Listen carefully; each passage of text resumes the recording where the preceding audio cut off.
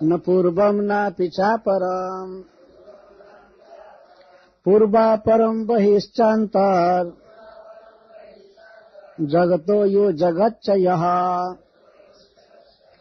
तम मत्वात्मजमव्यक्तम् मर्त्यलिंगमधोक्षजाम् गोपिकोलुखले दाम्ना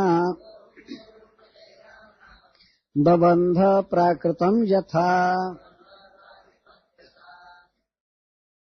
न नहीं च निश्चित अंतः अंतः न नहीं बहिः बहि बाहर यस्य जिसके पूर्वम पूर्व जिसके होने से पहले का समय नापि और न तो च निश्चित अपराम बाद का समय पूर्वापराम पहले और बाद में बहिः बाहर च और अंतः भीतर जगतः जगत का यह जो जगत विश्व च और यह जो तम उसको मत्वा मानते हुए आत्मजम अपने देह से उत्पन्न पुत्र अव्यक्तम जिनका किसी भी प्राकृत वस्तु के साथ वर्णन नहीं किया जा सकता मर्त्यलिंगम मनुष्य नाट्य करने वाले अधोक्षजाम इंद्रियों के ज्ञान से अतीत गोपिका यशोदा उलूखले उखल में दामना दाम से रज्जू से बबंध बांध दिया प्राकृतम जैसे सामान्य बालक को यथा जिस प्रकार तो माँ यशोदा ने कृष्ण को उखल में बांध दिया।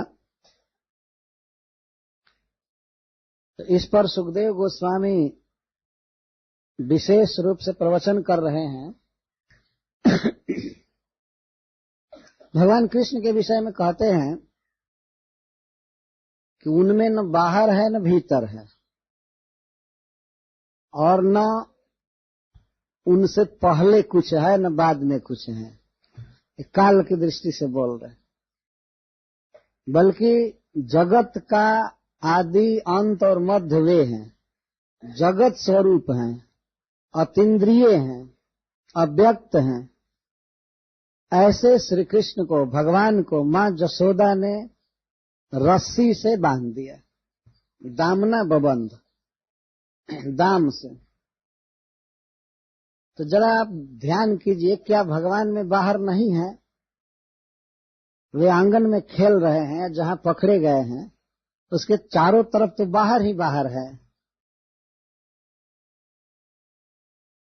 है ना। बाहर माँ यशोदा है, उखल है, नंद भवन है, आकाश है, वृक्ष है, पक्षी है, चारों तरफ बाहर ही तो सारा संसार है उनके। तो सुखदेव गोस्वामी क्या पागल हो गए हैं? क्या कहते हैं भगवान के बाहर कुछ नहीं है? तो श्री कृष्ण के बाहर कुछ नहीं है और उनके भीतर भी कुछ नहीं है और उनसे पहले कुछ नहीं था, उनसे पूर्व कुछ नहीं है। पूर्व का मतलब अभी तो 3 वर्ष के हैं, तो 3 वर्ष से पहले क्या काल नहीं था क्या? और श्री कृष्ण जब लीला संवरण कर लेंगे तो उसके बाद काल नहीं चलेगा, अपरम बाद में भी समय रहेगा, सृष्टि होती रहेगी। लेकिन सुखदेव गोस्वामी कहते हैं भगवान से पहले कुछ नहीं था और बाद में भी कुछ नहीं रहता है, भीतर भी उनके कुछ नहीं है और बाहर कुछ नहीं है।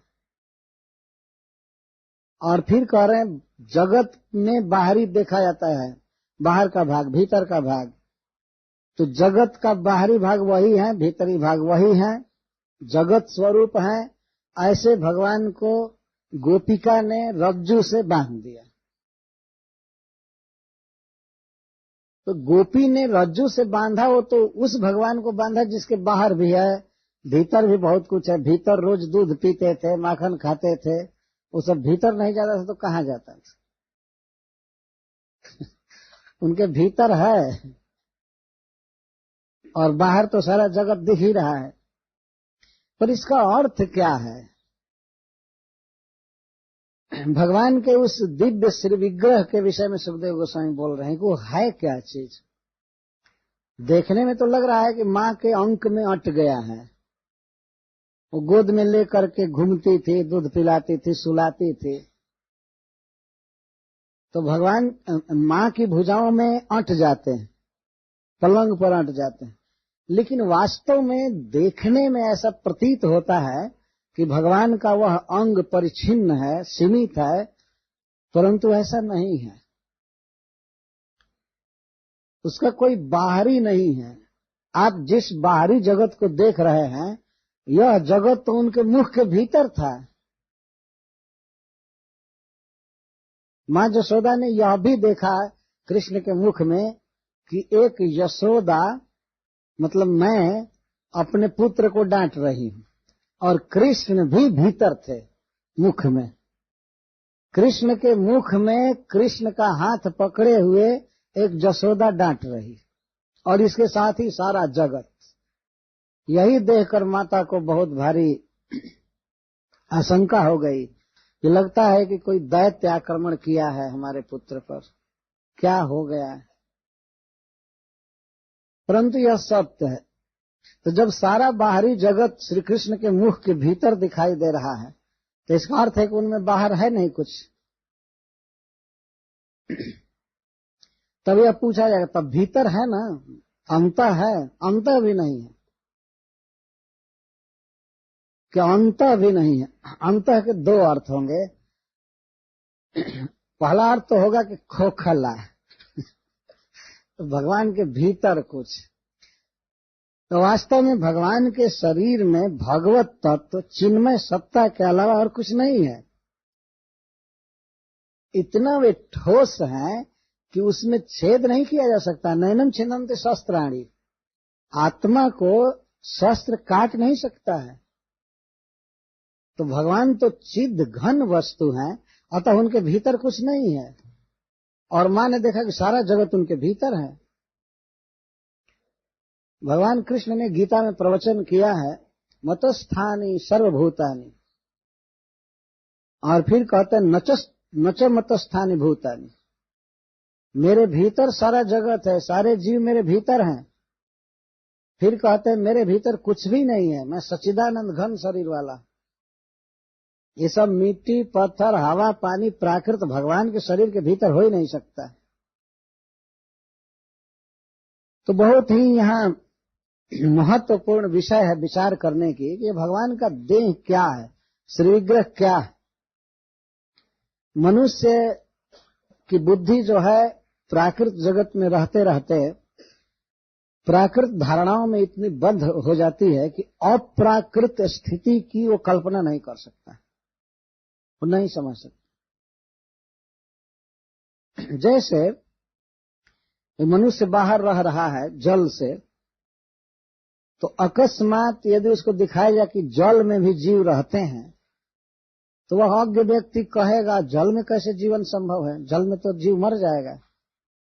लेकिन वह जल के स्वभाव को और जलचर जीवों के स्वभाव को नहीं जानता है, इसीलिए वो कहेगा कि जल में तो जीवन संभव नहीं, केवल स्थल पर जीवन संभव है। तो प्रकृति के कंट्रोल में जीते जीते हम लोग ये जानते हैं कि जो भी नियम है सब हमारे जैसा ही है। यदि भगवान के श्री विग्रह पर विचार करते हैं तो हम अपने जैसे ही उनके अंग को मानते हैं। यही कारण है कि ज्यादातर जो अध्यात्मवाद में अग्रसर होते हैं वे लोग भगवान को निराकार मानना अच्छा समझते हैं। क्योंकि उनकी धारणा है कि जड़ शरीर है भगवान का, तो इस शरीर से निराकार रहना ठीक है। वो भी ठीक मानते हैं। वास्तव में भगवान को जड़ शरीर वाला मानते हैं जो लोग, उनकी अपेक्षा उनको निराकार मानने वाले लोग अच्छा है। क्योंकि कम से कम भगवान को कई दोषों से वो मुक्त रखते हैं। भले उनका संबंध भगवान से कुछ न हो, लेकिन भगवान को तो जीने मरने आदि से बचा लेते हैं, तो इस कारण से वे अच्छे हैं। निराकार इसलिए वो लोग रखते हैं कि भगवान बूढ़ा न हो, भगवान मरे न, क्योंकि यह शरीर तो मरने वाला है। तो सुखदेव गोस्वामी का प्रवचन है, वास्तव में भगवान में बाह्य नहीं है, अंतः नहीं है, उनसे पहले कुछ नहीं है। यह जगत जो है वो तो भगवान से निकला है। ऐसा नहीं समझना चाहिए कि भगवान से पहले भी जगत था, भगवान बाद में बने। आज वैष्णव दास कह रहे थे, कुछ लोग पूछते हैं कि भगवान के जन्म के कितने वर्ष हुए, तो अभी तो 1 साल भी नहीं हुआ, अभी तो गर्भ में है, अभी कहाँ जन्म हुआ है। इसका इमीडिएट उत्तर तो ये, अभी तो जन्म होगा, जन्मोत्सव मनाएंगे, तब 1 दिन 2 दिन के होंगे, और साल भर का होते होते फिर गर्भ में। तो अभी अगर इसमें पूछा जाए तो अभी तो 1 दिन के भी नहीं है। अथवा कल जो लोग जन्मोत्सव मनाए थे उनके लिए भगवान अभी पूरा 24 घंटे के नहीं हुए, आधी रात को जन्म लिए होंगे, अभी 12 बजेगा तो 12 घंटे के होंगे। लेकिन हैं पूर्वजों के भी पूर्वज, आदि पुरुष, आद्यम पुराण पुरुषम नव यौवनम, उनसे पहले कुछ था ही नहीं। इसलिए भगवान के लिए सुखदेव गोस्वामी सब जगह करें न अपूर्वम न अपरम। और ऐसा नहीं है कि एक दिन भगवान की मृत्यु हो जाएगी और लोग रहेंगे और जगत का काम धंधा चलता रहेगा। नहीं, जगत का अपरम भी वही है, सबको नष्ट कर देते हैं प्रलय काल में, और वो ज्यों के त्यों रहते। ऐसा कभी समय नहीं आएगा जब भगवान नहीं रहेंगे, और ऐसा कभी समय नहीं था जब कृष्ण नहीं थे। तो जिनकी कोई शुरुआत नहीं है और जिनका अंत नहीं है, जिनके भीतर कुछ नहीं है, बाहर कुछ नहीं। बाहर कुछ नहीं का मतलब कि जो कुछ हमारे देखने सुनने में कल्पना में आ रहा है सब वही है। तो इतनी बड़ी रस्सी कहां से आ सकती है उनको बांधने की। फिर भी सुखदेव गोस्वामी एक आश्चर्य में घटना कहते हैं कि तम दामना बबंध, उनको मां ने दाम से बांध दिया।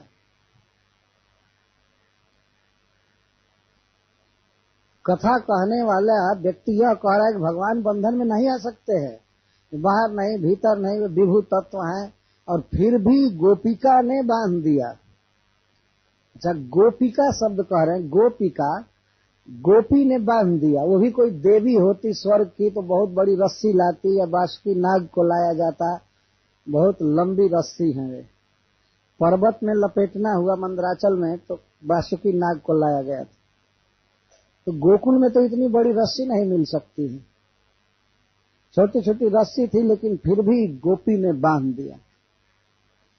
और क्या बांध करके, क्या मान करके बांध दिया? आत्मजम मत्वा, अपना पुत्र मानकर बांध दिया।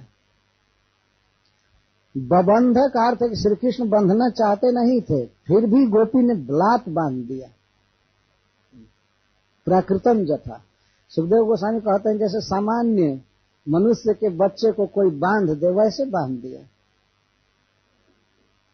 लेकिन एक अद्भुत घटना घटी बांधते समय। सुखदेव गोस्वामी आगे कहते हैं, तद्दाम बध्यमानस्य स्वार्भकस्य कृतागसः द्वयंगुलो न भूतेन संदध्यन्यच्च गोपिका। बारंबार गोपिका कह रहे हैं सुखदेव गोस्वामी। गोपिका, जितना जसोदा कहता है उतना गोपिका कहता है। गोपिका, गोपिका का अर्थ है श्री कृष्ण की रक्षा करने वाली।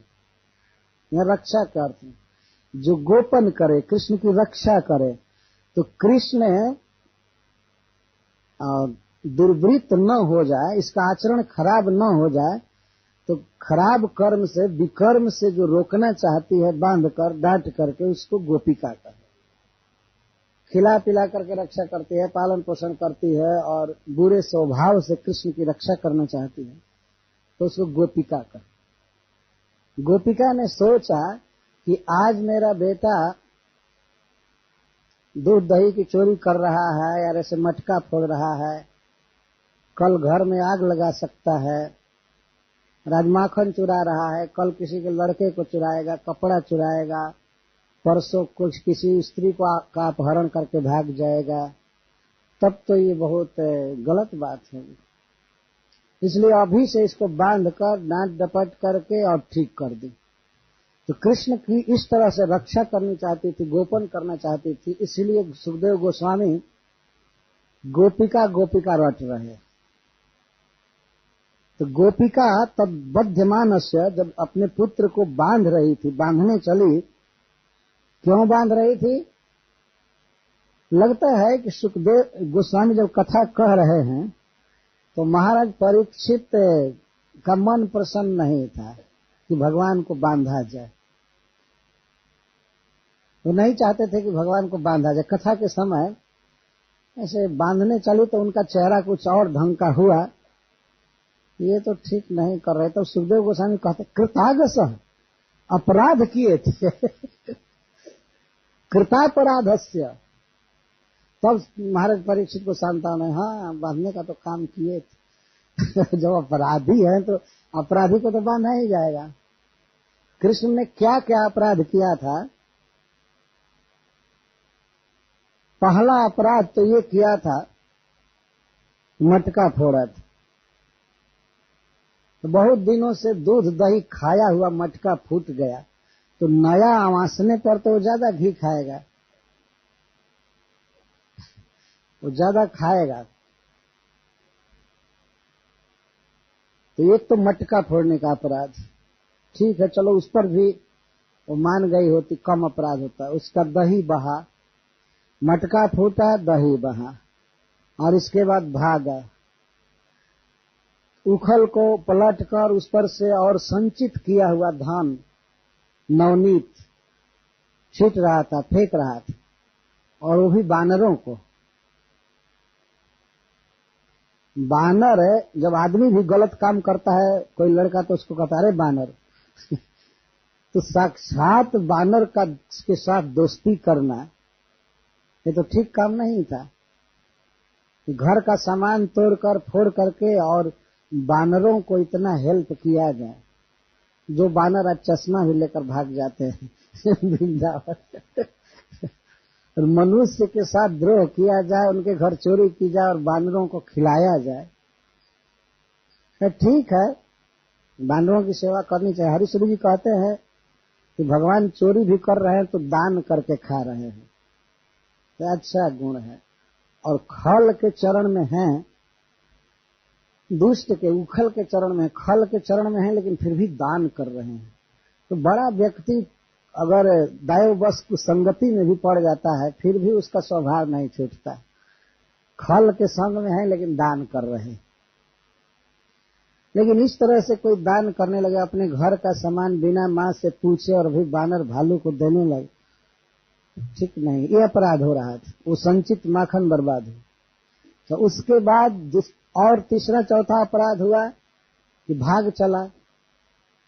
अगर मां पकड़ने जा रही थी तो वहीं पर गिड़गिड़ा करके कहते गलती हो गई मां, अब नहीं करूंगा, तब भी उसको दया आ गई होती।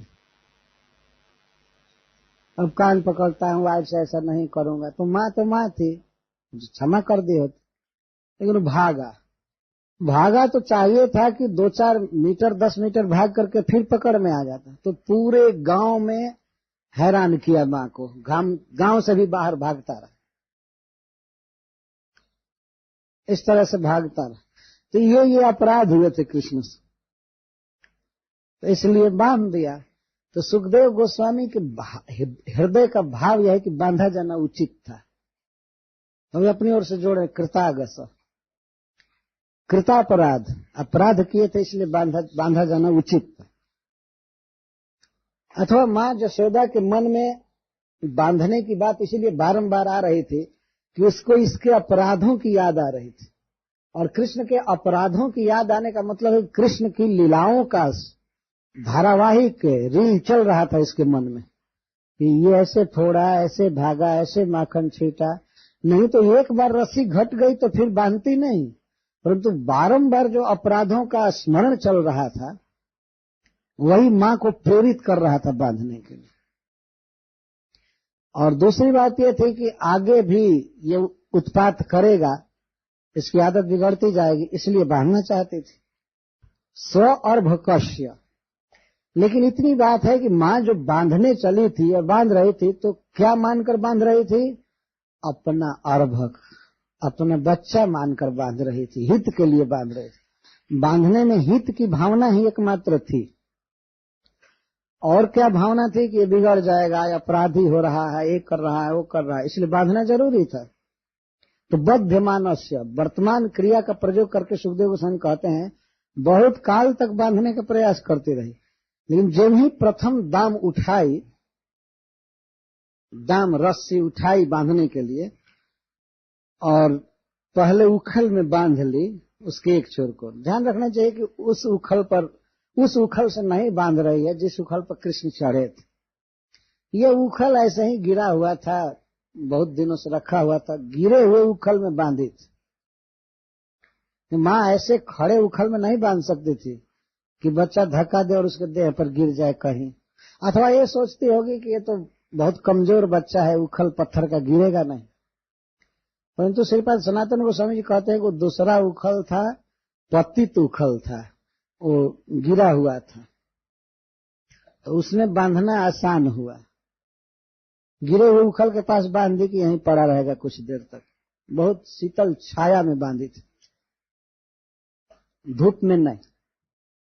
अभी तो धूप उगा भी नहीं था, या अथवा उग गया होगा, बहुत देर तक गांव में हैरान किए थे। तो बांध रही थी तो द्विअंगुल ऊनम अभूत। ऊनम का अर्थ है कम, जैसे नी ऊनम न्यूनम, ऊन का अर्थ होता है कम। संस्कृत में आप लोगों ने गिनती सुना होगा, जैसे गिनाते हैं सप्तदश, अष्टदश, एकोनविंश। 19 को कहते हैं एकोनविंश, एक ऊन 20, एक कम 20, एकोनविंश। उसको 19 हिंदी में कहते हैं। गुजराती में अब भी विंश कहते हैं, एक विंश, बे विंश, द्वाविंश, विंश कहते हैं। विंश माने 20। तो एक ऊन विंश, एक कम 20, तो ऊन का अर्थ है कम। तो द्विअंगुल ऊनम अभूत, 2 अंगुल कम हो गए। इसके विषय में आचार्यों की टीकाएं कुछ भिन्न भिन्न है। 2 अंगुल कम हो गए, इसका मतलब क्या है? श्रीपाद जीव गोस्वामी जी अर्थ करते हैं कि यहाँ 2 अंगुल का कम है, कुछ कम हो गया। जैसे आप किसी से मांगते हैं कि जरा हमको 2 चना दीजिए, 2 चना दीजिए मतलब 1 मुट्ठी दीजिए। उसका ये अर्थ होता है 2 चना दीजिए, 2 रोटी खा करके आ रहे हैं। इसका अर्थ ये नहीं है कि गिन करके 2 ही रोटी खाना है। और कहीं आए हैं, अगर कह दिया जाए कि वहां 2-4 आदमी जुटे थे, तो इसका मतलब कम आदमी जुटे थे। और दुनिया भर के आदमी जुटे थे कह दिया जाए तो इसका मतलब ज्यादा जुटे थे। ऐसा नहीं समझना चाहिए कि पूरा अमेरिका, ऑस्ट्रेलिया, रशिया सब आदमी जुट गए थे वहां। तो ज्यादा भीड़ देखकर आदमी कहता है अरे वहां तो दुनिया भर के आदमी जुटे थे। दुनिया में इतने ही आदमी हैं। तो सुखदेव गोस्वामी इस भाषा का प्रयोग करते हैं कि 2 अंगुल कम हो गया, वो थोड़ा कम हो गया और उखल में अट गया। उखल के बाद जो कृष्ण और उखल से दूरी हो रही थी वो भी हट गया। कमर में भी, मुट्ठी भर की कमर थी लाला की, उसमें भी लगभग हट गया। लेकिन जहां गांठ देने की बात आई, ऐसे घुमा करके लाई, तो वहां तो कुछ कम हो गया, 2 अंगुल कम हो गए। कोई बात नहीं, मां को बांधने में उत्साह था। उसने अपने घर के रस्सी को मंगाया। संदधे अन्य गोपिका, वह गोपिका अन्यत संदधे, तो दूसरी रस्सी मंगाई। मंगा रही है, वो जा नहीं रही है इसको छोड़ करके, नहीं तो छोड़कर जाने में तो कहाँ 9 2 11 हो जाएगा ये तो भाग जाएगा। थोड़ी सी भी अगर छोड़ी होती तो फिर दोबारा हैरान किया हो, इसलिए छोड़ नहीं रही थी, वो पकड़े हुए थी और एक हाथ से पकड़ करके और तब रस्सी लपेट रही थी एक हाथ से। एक प्रश्न होगा कि रोहिणी जी कहाँ चली गई थी, उन्होंने क्यों नहीं मना किया। रोहिणी जी उस दिन उपनंद महाराज के घर गई थी, कोई उनको निमंत्रण था और ये चल रहा था इंद्र पूजा का अवसर, इसलिए वो गई थी। वो अध्यक्ष थी, वो चेक करने गई थी क्या क्या हो रहा है, सब तैयारी ठीक से नहीं चल रही है, क्या हो रहा है। नहीं तो वो रहती तो जसोदा बांध नहीं सकती थी, वो मना कर देते कि नहीं छोड़ दीजिए मत बांध, तो वो नहीं थी और बलराम जी को गोद में लेकर के गई थी। वो तो भक्त लोग कथा कहते हैं तो उनके मन में एक बलराम जी उदित हो जाते हैं, वो आते हैं कृष्ण के पास, अथवा उस समय आ गई होंगी बंधने पर, वो बलराम जी आ गए होंगे अपने माँ के साथ, लेकिन रोहिणी जी उस समय नहीं। तो माँ बांध रही है, तो कृष्ण को प्रायः माँ जसोदा अपने गोद में रखती थी, पहले चुमती थी, सहलाती थी, लेकिन आज अपराधी हैं इसलिए उनको अपने गोद में सटने नहीं दे रही है, दूर से ही हाथ पकड़ करके और ऐसे लपेट रही है। और लाला तो ऐसा मुंह किया है, माँ पर देख रहा है इसको क्या हो गया आज, कितना संबंध भूल गई, पत्थर हृदय का हो गई, और बारंबार रो रहा है बच्चा कि अभी भी दया आ जाए, अभी भी आ जाए। वो चाहता है कि गोद में चढ़ जाऊं, सट जाऊं, लेकिन माँ तो ऐसा कठोर बन गई है कि आज कोई नाता नहीं, दूर से ही कमर में लपेटती है तो घट गए।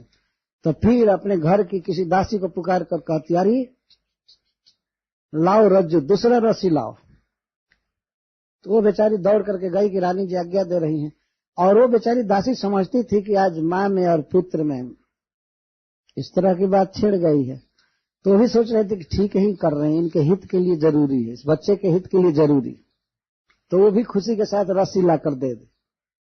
वो जान रही है कि माँ जसोदा बड़े स्नेह से बांध रही है, तो ला करके दी।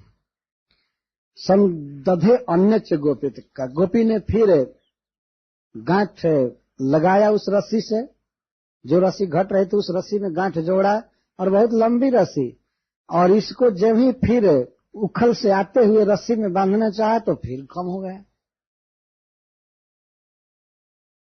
तो फिर घट गया, फिर बांधी। इस तरह सैकड़ों बार रस्सी मंगाई, और जब इस प्रकार का दाम बंधन हो रहा था तो धीरे धीरे धीरे धीरे गोपियां जुटने लगी, क्योंकि पहले से भी जानती थी जब गली में कृष्ण भाग रहे थे तो सबके घर में हल्ला हो गया था कि आज कृष्ण भाग रहे हैं और जसोदा खदेड़ रही है।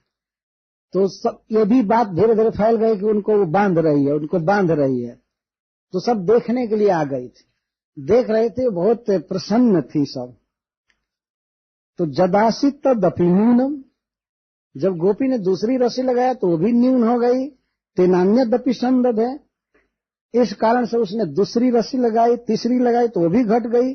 तदपि द्वि अंगुलम न्यूनम जद जदादत्त बंधनम, जो बंधन लगाए, बंधनम में, बंधनम माने रस्सी, रज्जु, बध्यते अनेन इति बंधनम, जिससे व्यक्ति बंध जाए उसको बंधन कहते हैं। यहाँ बंधन का अर्थ है रस्सी। जद जद आदत्त बंधनम, जो बंधन उठाई, जो रस्सी उठाई, तद न्यूनम अभूत, वो कम हो गई। एक प्रश्न होता है कि ऐसा अद्भुत काम हो रहा था, रस्सी घट रही थी, तो जसोदा को शंका नहीं हो रही थी, फिर वो क्यों लंबी लंबी रस्सी फिर जोड़ रही थी। एक आश्चर्य की बात, माँ को कुछ विस्मय हो रहा था, लेकिन उसके मन में बांधने का इतना दुराग्रह था कि घटती हुई रस्सी पर वो विचार नहीं कर रही थी। उसको चाहिए था कि सोचे कि क्या बात होगी, क्यों रस्सी घट गई, लेकिन इस पर विचार नहीं करती थी। दूसरी रस्सी लाओ, दूसरी रस्सी लाओ, और बाद में जब रस्सी घटने लगी तो माँ ने कहा कि एक साथ 100 रस्सी लाओ। वो बिल्कुल जिद में हो गई थी, बांध करके रहूंगी, और गोपियां हंस रही थी। और वे रानी जी से कहने लगी, रानी जी ललाट पत्र में इसका बंधन नहीं लिखा है, लगता है कि इसका बंधन नहीं लिखा है। तो आश्चर्य हो गया। तो गोपियां भी ला ला करके रस्सी दे रही थी। तो पहले तो अपने घर की जितनी रस्सियां थी खत्म हो गई। एवं स्वगेह दामानी जसोदा संदधत्यपि। स्वगेह दामानी शब्द बता रहा है कि अपने घर की रस्सी सब खप गई, और जो ओरिजिनल रस्सी थी पहले बस उतनी ही रह गई। गांठ जोड़ा जाता था और बांधते समय सब समाप्त। कारण क्या था? क्यों नहीं रस्सी पूर्ण हो रही थी, क्यों नहीं बन रही थी? श्रील चक्रवर्ती पाद जी लिखे हैं कि जब भगवान को बांधने के लिए गोपी प्रयास कर रही है, तो भगवान की जो नित्य शक्तियां हैं, खास करके उनकी विभुता शक्ति और अपरिच्छिन्नता शक्ति, दो शक्तियां 2 अंगुल कम करा रही थी। जो सर्वव्यापक है वो कैसे बन सकता है? सर्वशक्तिमान है, जिसके आगे पीछे कुछ भी नहीं है, अपरिच्छिन्न, उसमें बंधन कैसे लगेगा? तो आज तक भगवान पर बंधन नहीं लगने दी थी शक्तियां, कभी भगवान नहीं बांधे गए थे, और मां यशोदा आज बांधने पर पड़ी हुई है। तो ये शक्तियां बार बार उदित होकर के कम कर रही थी रस्सी। रस्सी देखने में पहले, बांधने के पहले लंबी दिखती थी, लेकिन गांठ देने पर घट करके फिर उतना ही उतना ही। तो आश्चर्य हो रहा था। आगे सुखदेव गोस्वामी कहते हैं, सुस्मयंती नाम स्मयंती, यशोदा भी मुस्कुरा रही थी, विस्मय कर रही थी। वो कोई दुखी नहीं थी। नहीं बंध रहा है, बांध करके रहूंगी। तो कुछ मुस्कान भी आ रही थी, तो विस्मय हो रहा था, आश्चर्यचकित हो रही थी। और भी गोपियां आकर के मुस्कुरा रही थी कि आज तो छिड़ गई लड़ाई माँ और पुत्र में, ये बंध नहीं रहा है, ये बांधने से मानती नहीं है। तो गोपियों ने कहा कि रानी जी, आपके पुत्र के ललाट में बंधन नहीं लिखा गया है, छोड़िए, अब इसको खिलाइए पिलाइए, आप भी दूसरा काम कीजिए, क्या जिद में आ गई हैं। तो माँ कहती है, चाहे शाम हो जाए बांधते बांधते, लेकिन बांध करके ही रहूंगी। जाओ अपने घर की रस्सी लाओ, तुम भी लाओ अपने घर की रस्सी। रस्सिया मिलत नहीं थे गोकुला नगरिया में, रेशम के डोरिया में, तो रस्सी नहीं मिल रही थी। बारंबार गांठ लगा रही थी, बांध रही थी, लेकिन गोपियां हंस रही थी, विस्मय हो रहा था।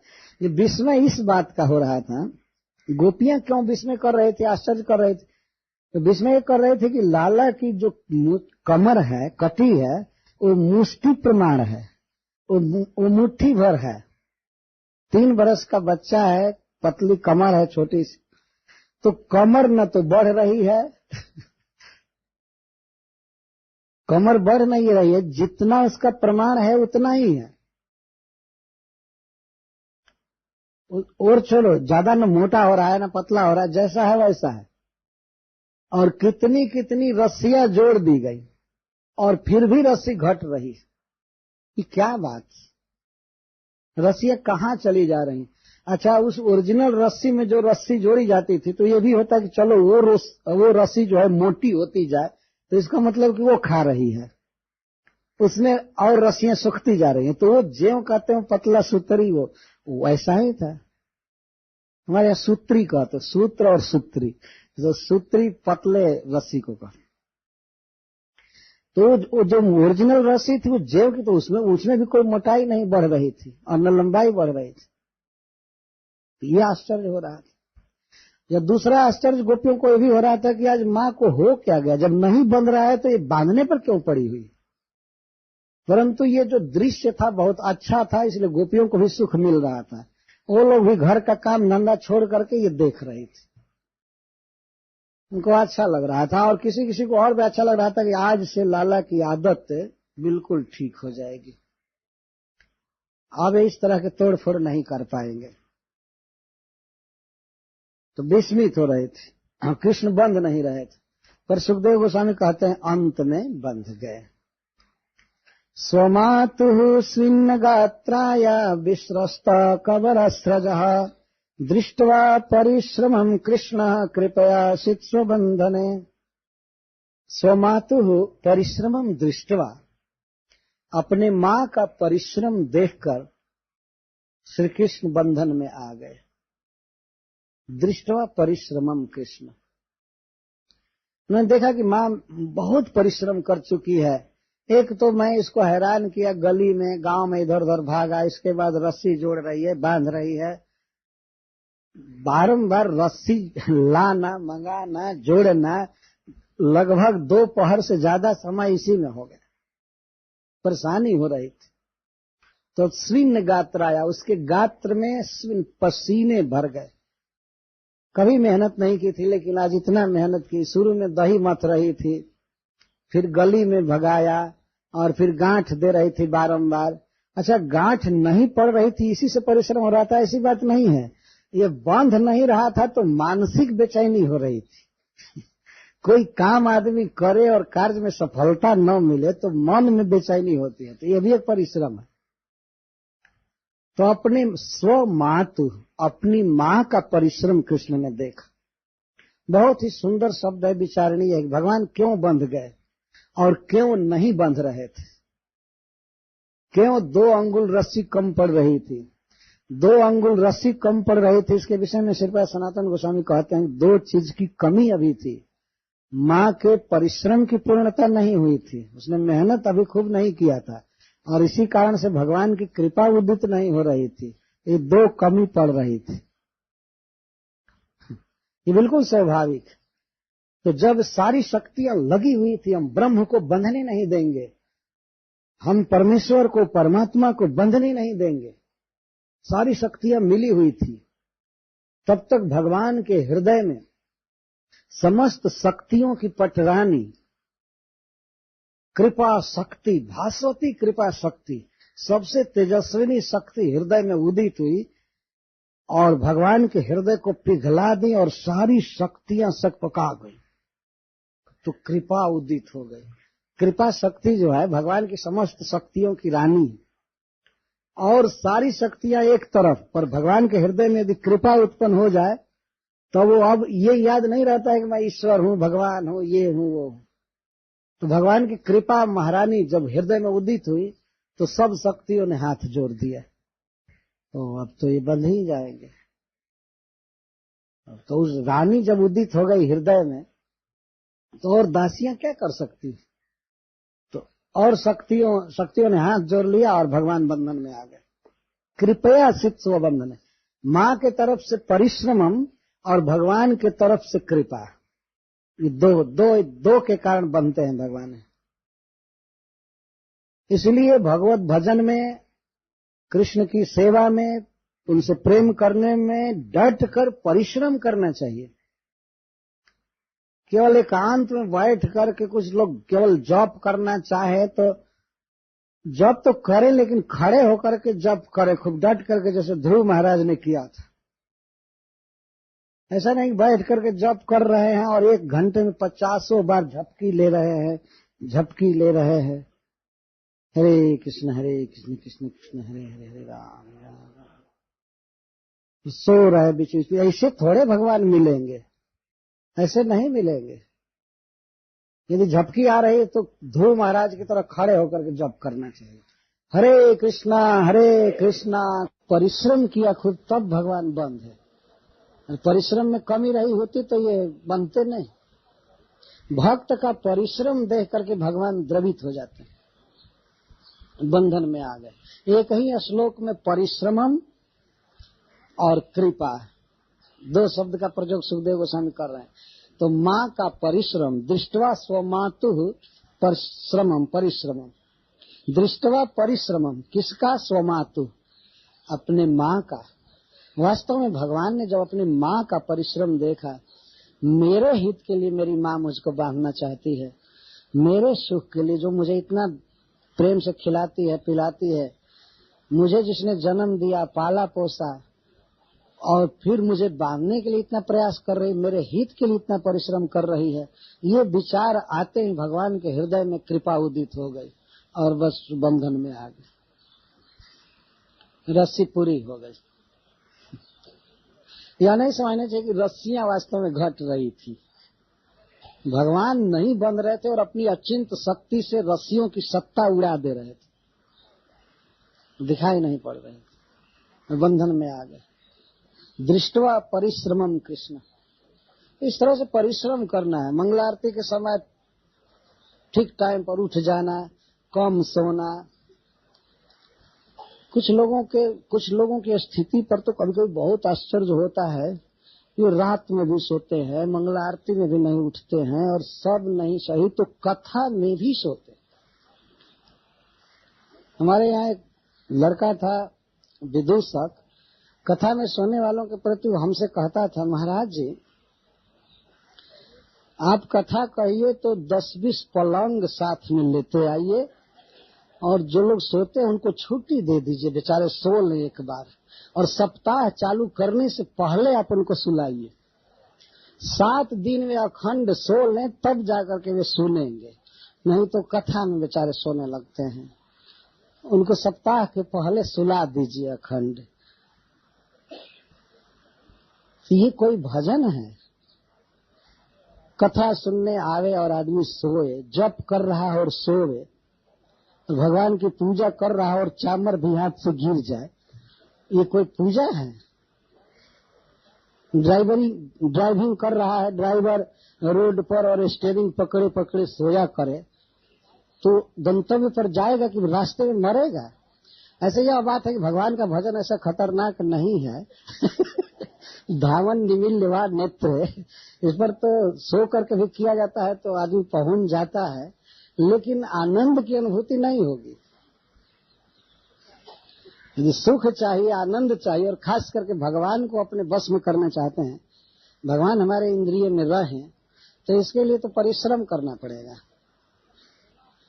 दृष्टवा परिश्रमम, यह नहीं कहा गया कि भगवान ने अपने माँ के भाव को देखा और बंधन में हो गए, नहीं। परिश्रमम दृष्टवा, और श्रमम शब्द पर्याप्त है, लेकिन परि का अर्थ है परितः, सर्वतः, कंप्लीट परिश्रम करा लिया भगवान ने मां से। और अब लगता है परिश्रमम शब्द से कि बेचारी का हाथ दुखने लगा, गांठ दिया नहीं जा रहा था, लेकिन अब लज्जा तुम्हारे जिद में आ गई थी कि बांधूंगी। भगवान ने देखा कि अब पस्त हो गई है तो बंधन में आ गई। यह भाव, माँ से इतना परिश्रम कराना ठीक नहीं, बहुत परिश्रम कर चुकी। और स्वीन गात्रायाम, श्वेत बिंदु, परिश्रम के जल, जब व्यक्ति बहुत परिश्रम करता है तो उसके शरीर से पानी निकलने लगता है, परिश्रम जल, उसको पसीना कहते हैं। नित्य लीला में भी भक्त लोग भगवान के लिए परिश्रम करते हैं। और यहाँ क्या है अब के समाज में कि भगवान के लिए जिन लोगों ने घर छोड़ दिया है वो बहुत सुख से सोते रहते हैं।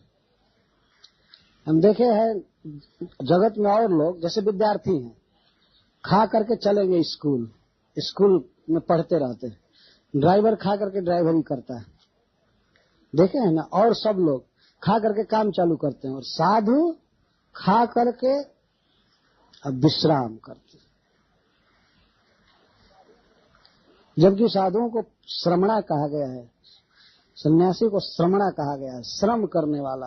और लोग भले आराम कर लेंगे, साधु आराम ना करे। उसे तो रात में भी नहीं सोना चाहिए, फिर दिन में सोने की क्या बात है। घर द्वार छोड़ा, बाल बच्चा की जिम्मेवारी छोड़ा, यही आराम करने के लिए कि रात दिन भजन करने के लिए। हरे कृष्णा कृष्णा कृष्णा हरे हरे, हरे राम तो भगवान इस लीला द्वारा ये संकेत कर रहे हैं कि परिश्रम करना चाहिए भक्ति में, खूब परिश्रम, कि शरीर पसीने से लथपथ हो जाए। तो भगवान परिश्रम देख कर बंधे, दृष्टवा परिश्रमम, माता का परिश्रम और कृष्ण की कृपा, दोनों में संबंध है, भक्त का परिश्रम और भगवान की कृपा। और नहीं आप किसी से कहिए आप भजन कीजिए, आप ये कीजिए, जब भगवान की कृपा होगी तब होगी। भगवान आपके लिए स्पेशल कृपा थोड़े पोस्ट कर रखे हैं कि छोड़ देंगे वो आपसे भजन कराने लगेगी। भजन करेंगे तब कृपा होगी, कृपा होगी तब भजन करेंगे, ऐसा नहीं। साधु की कृपा से भजन चालू होता है, ये बात है। और भजन करने पर तब कृष्ण की कृपा होती है। आजकल लोग टाल देते हैं, तो लगता है कि भगवान उनके पास स्पेशल कोई चिट्ठी लिखेंगे या आएंगे कहेंगे कि आप भजन करो, नहीं तो उसके पहले नहीं करेंगे। प्राय ये वाक्य बन गया है सबके मुख पर, जब भगवान की इच्छा होगी होगा। एक आदमी से तो मैं पूछा कि आप जप चालू किए हैं, करते हैं? तो नहीं, अभी तो नहीं चालू किए हैं। तो कब करेंगे? और जब उनकी मर्जी होगी तब होगी। उनकी मर्जी, उनकी कृपा में इतनी कमी हो गई आपके लिए। अब उनकी कृपा होगी तो लगता है भगवान में ही कृपा की कमी हो गई है, इसीलिए कंजूसी कर रहे हैं, नहीं दे रहे हैं। भगवान में कृपा की कमी नहीं हो सकती, कृपा के समुद्र है, दया निधान है, कमी इधर से है। परिश्रम चाहिए, परिश्रम चाहिए। तो माँ का परिश्रम देखा। और कैसी थी माँ की दशा? विश्वस्त कब्र स्रज, कब्र के उनके जोड़ों केस के बंध में जो मालती के पुष्प थे वे विश्रस्त, विशेषण स्रस्त, सब गिर गए। उसको ध्यान नहीं रहा अपने केस का या अपने आंचल का, सिर पर है नहीं है, और बेचारी परेशान हो गई। यदि वह परिश्रम भी दिव्य जगत की वस्तु है, दिव्य आनंद की बात, लेकिन फिर भी भगवान ने देखा कि देखने में ये सब चीज दृष्टि में आ रहा है भगवान के। माँ के परिश्रम को देखे, मतलब पसीने की बूंदों को, सारा शरीर पसीने से लथपथ हो गया, इसको देखा उन्होंने। और इसके साथ ये भी देखा माँ के सिर पर कि सब केश के श्रृंगार बिगड़ गए हैं, फूल गिर रहे हैं। तब वे बंधन में आ गए। कृपया आशित, कहाँ आशित, कैसे आ गए, कहाँ हो गए? स्वबंधने। केवल बंधने नहीं, सुखदेव गोस्वामी कह रहे हैं, स्वबंधने, अपने बंधन में आ गए। श्री कृष्ण को बांधा किसने? कृष्ण ने। अपने बंधन में आ गए। उनको दूसरा कोई नहीं बांध सकता है। यशोदा में और उनमें कोई भेद नहीं है। अपने बंधन में अथवा अपने भक्त के बंधन में, अपने माँ के बंधन में आ गए। तो अपने बंधन में तो आदमी रोज आता है, और दूसरा कोई रस्सी बांध दे तो आदमी कितना अफसोस करेगा। लेकिन हम लोग रोज धोती बांध लेते हैं, अपने शौक से बांधते हैं। तो कोई ये तो नहीं कहता है कि ये बंधन में पड़ गया। तो माँ का बांधना, श्री कृष्ण ने ऐसा अनुभव किया, मैं स्वयं ही बांध रहा हूँ, माँ में और में भेद नहीं, इतना प्रेम से बांध रहे तो भगवान अपने बंधन में आ गए। यहाँ अपने बंधन का अर्थ है वो माया बंधन में नहीं है, प्राकृत बंधन में नहीं है, भक्ति के बंधन में है, प्रेम के बंधन में। इस तरह से आ गए बंधन। तो महाराज परीक्षित अथवा उस सभा में बैठे हुए लोग मानो ये व्यक्त करते हैं, बंधन में आ गए। तो सारे संसार में यह भगवान के लिए एक दूषण की बात होगी। लोग कहेंगे भगवान बंध गए, भगवान सर्व तंत्र ईश्वर होकर के बंध गए। तो सुखदेव गोस्वामी कहते हैं ये तो भूषण है भगवान के लिए। उन्होंने दिखाया इसको, माँ यशोदा के बंधन में बंध करके उन्होंने दिखाया। क्या दिखाया? एवं संदर्शिता यंग हरिणा भृत्य वश्यता। हे अंग, प्रिय परीक्षित, तुम अफसोस मत करो कि भगवान बंध गए। भगवान हरि माँ के बंधन में बंध करके इस रहस्य को दिखाए। संदर्शिता, क्या दिखाए? भृत्य वश्यता, मैं अपने भृत्य के दासों के बंधन में रहता हूं, उनके अधीन रहता हूं। इसको उन्होंने सम्यक रूप से दिखाया इस लीला द्वारा। संदर्शिता, कंप्लीटली दिखाया। अगर भगवान में दूषण होता तो छिप करके बंधे होते, सबके सामने नहीं बंधे होते, या बंधे ही नहीं होते। लेकिन हे अंग, हे प्रिय प्रेक्षित, बड़ा ही स्नेह संबोधन है। अंग का अर्थ होता है हे हमारा देह, हमारा शरीर का एक अंग, हमारा प्रिय। कथा कहते समय सुखदेव गोस्वामी महाराज परीक्षित को इस तरह स्नेह संबोधन कर रहे हैं। प्रिय परीक्षित, हरि के द्वारा जो सर्व मनोहर हैं, और खास करके माँ जब बंधन में डाल दी तो श्री कृष्ण ऐसे तो सुंदर हैं ही, मन को हरण करते हैं, लेकिन सुखदेव गोस्वामी कहते हैं कि जब उनके दाम में जब उनके उदर में दाम आ गया, जब दामोदर हो गए, जो रस्सी बंध गई, तो वे और मनोहर लगने लगे और आकर्षक लगने लगे। इस दामोदर स्वरूप की याद करके सुखदेव गोस्वामी हरि कह रहे हैं। अब मन को और हरने लगे, बड़े सुंदर लगने लगे। अब तक इनको कोई बांधा नहीं था, लेकिन आज पैर में रस्सी नहीं है, हाथ में नहीं है, उदर में बांध दिया है। प्राय मनुष्य जब बांधे जाते हैं कोई अपराध करने पर, तो उनके हाथ में हथकड़ी और पैर में बेड़ी लगती है, लेकिन पेट में बांध दिया गया है किसी को, ऐसा नहीं होता है। पर भगवान को माँ ने उदर में बांध दिया, और दाम का अर्थ है रस्सी, बंधन। तो आज से इनका नाम सार्थक हुआ दामोदर। दामोदर, जिसके उदर में दाम आ गया। तो सुखदेव गोस्वामी हरि कह रहे हैं कि हरि अपनी इस लीला द्वारा सबके मन को हरने वाले, या ब्रजवासियों के चित्त को हरने वाले हरि भगवान, एवं इस प्रकार की लीला करके भृत्यवश्यता दर्शिता, अपनी भृत्यवश्यता, सेवक पर वशत्व को दिखा रहे हैं, और इसके द्वारा मानो आह्वान कर रहे हैं कि मेरा भक्त बनो, भक्त बनो, देखो मैं भक्तों के अधीन हो जाता हूं, और औरों के लिए मैं ईश्वर हूं, भगवान हूं, लेकिन अपने भक्तों के लिए, और खास करके उनके लिए जो हमें पुत्र मानते हैं, सखा मानते हैं, प्रियतम मानते हैं, तो मैं उनके अधीन हो जाता है। इसको दिखाना चाहते हैं। समदर्शिता, दिखाने के पीछे भगवान का क्या आशा है, क्यों दिखाना चाहते हैं? इस लीला द्वारा वे यह चाहते हैं कि सभी लोग मुझसे वैसे प्रेम करें जैसे यशोदा कर रही है। या समदर्शिता का अर्थ यह है कि भगवान ये बिल बोर्ड पर अपना एडवर्टाइजमेंट कर रहे हैं कि अरे और दुनिया के लोगों, मैं बंधना चाहता हूं, तुम भी बांधो। कोई भी आदमी कहीं बंधेगा तो अपना बंधन दिखाएगा? नहीं दिखाएगा। किसी को बांध करके कोई जेल में ले जा रहा हो, कोई प्रचार करेगा कि हमको बांधा गया था? लेकिन भगवान को बंधने में सुख है, आनंद है, इसलिए चाहते हैं कि हमारे प्रेमी बढ़े यशोदा जैसा, और वे हमको बांधे। बंधने में इनको आनंद है, इसलिए समदर्शिता, सम्यक दिखा रहे। एवं का क्या अर्थ है? एवं का अर्थ है शुरू से, मंथनी स्फोटन से भी पहले, जगने से लेकर कर बंधने तक की लीला को एवं शब्द में सुखदेव गोस्वामी ले रहे हैं। भगवान ने इस तरह दिखाया। देखिए क्या क्या दिखाया। भगवान आत्मा राम है, आत्मा में रमण करते हैं, लेकिन आत्मा राम होते हुए भी जग गए और उनको कामना हुई, इच्छा हुई।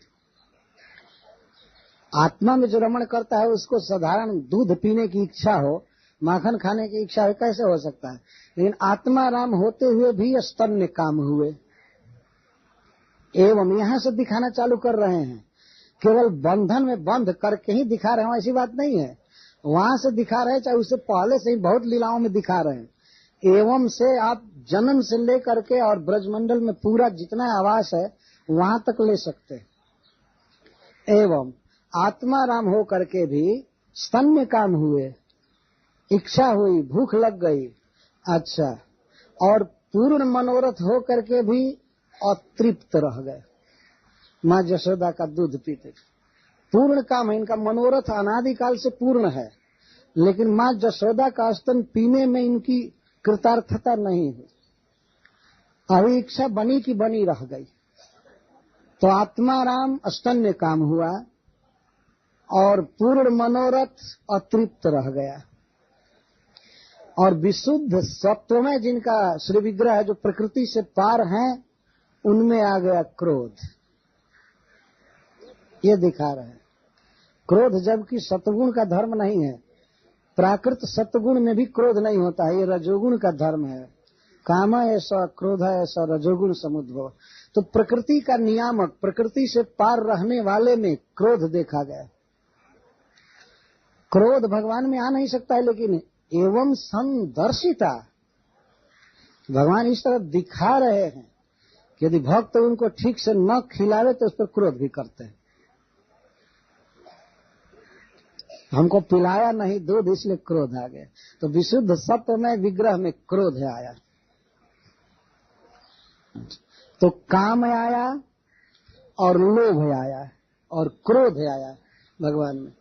काम आया माँ के स्तन के दूध पीने की लालसा, और लोभ है आया कि तृप्ति नहीं हो रही थी, उतना पी लिए फिर भी और पीऊंगा ये बना ही रहा। और जब माँ उनको रख करके जमीन पर गई दूध उतारने के लिए तो क्रोध आ गया।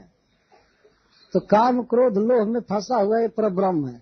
तो इस तरह से भगवान दिखा रहे हैं कि मैं भक्तों के कारण ये सब लीलाएं करता हूं, मैं उनके वश में। अच्छा ठीक।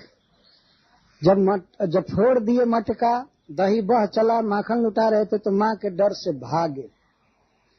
भागे क्यों?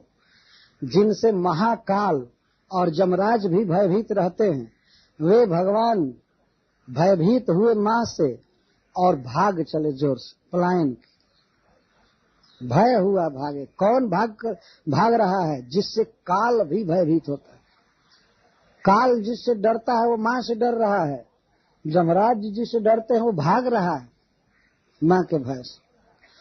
और इसके बाद सुखदेव गोस्वामी वर्णन करते हैं, ठीक है भागे।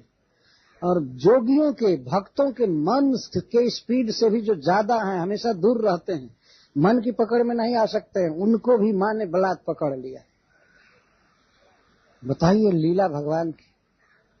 मन द्वारा भी पकड़ना कठिन है। आज हम यहाँ बैठे हैं, एक क्षण में मेरा मन कहीं भी जा सकता है। जो चीज मैं देखा हूँ, नहीं भी देखा हूँ, फिर सूर्य लोक में जा सकता है, स्वर्ग लोक में जा सकता है। वर्णन सुनकर इतना तेज मन होता है। और उसमें भी योगियों का मन बहुत सूक्ष्म होता है, पकड़ लेता है सूक्ष्म विषय।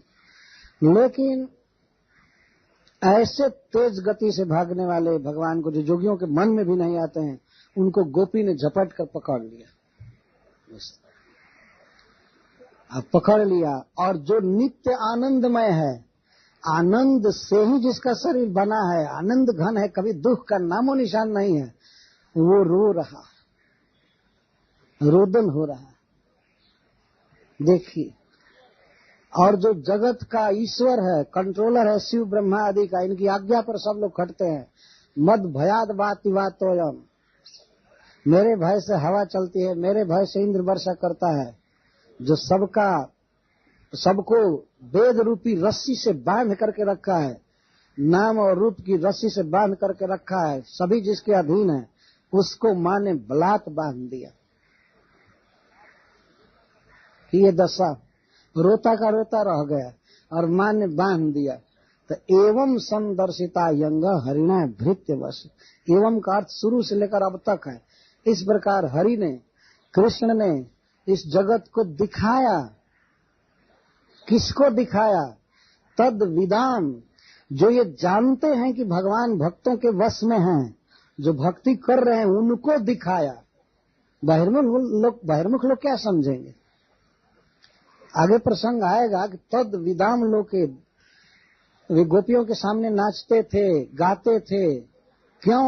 लोक को, उन लोगों को दिखाना चाहते हैं जो भक्ति के अन्य पंथ पर चल रहे, भगवान को भगवान मानकर भजन कर रहे हैं। बहुत ऊंचा भाव है उनका। और ये भी कुछ कुछ जानते हैं कि भगवान भक्तों के अधीन होते हैं, पुत्र बन जाते हैं, मित्र बन जाते हैं, उनको दिखाने के लिए कर रहे हैं। ये सामान्य औवा डम्हार